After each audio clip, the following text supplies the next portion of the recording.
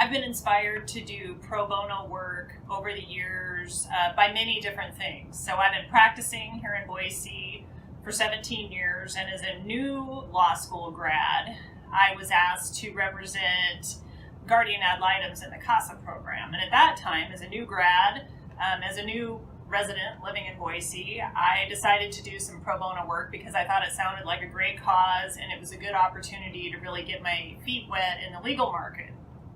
As the years went by, my reasons for doing pro bono work changed. I had a number of years where I wanted to get more court experience, and I found that the practice I was working in often didn't lend itself to time in court.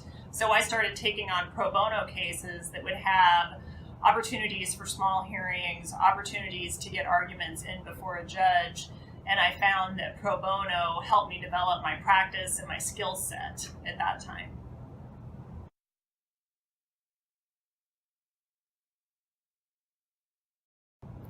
I frequently tell attorneys who are at all different levels of their practice that they have nothing to lose by doing pro bono cases.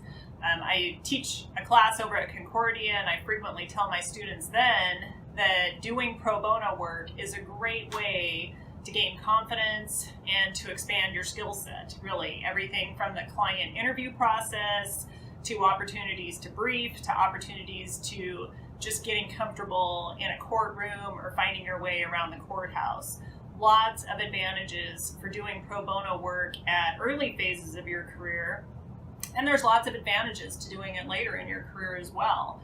I've had the opportunity to do different types of cases where I expand my skill set in the sense that I'm an employment lawyer, but I've done cases involving protective orders, I've done cases involving landlord-tenant, I've done cases involving guardianship, and by doing that, I've learned new areas of the law that I otherwise would not have had the opportunity to do. So those are all great reasons to do it, as well as the fact that you can meet a lot of great people and really do some good for people who need it.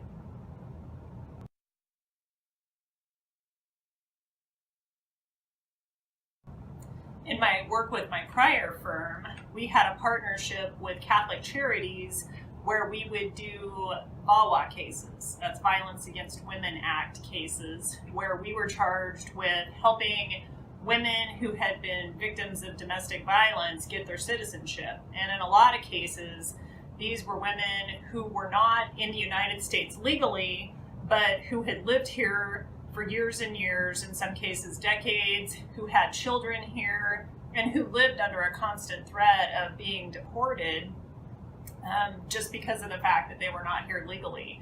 And in those cases, I worked with a handful of women who were able to get their citizenship, and I saw firsthand how that pro bono work really can change someone's life. Those women were able to then get some gainful employment and just to really live here in the U.S. with a sense of security that they were going to be able to stay with their kids and there was no chance they were going to be deported.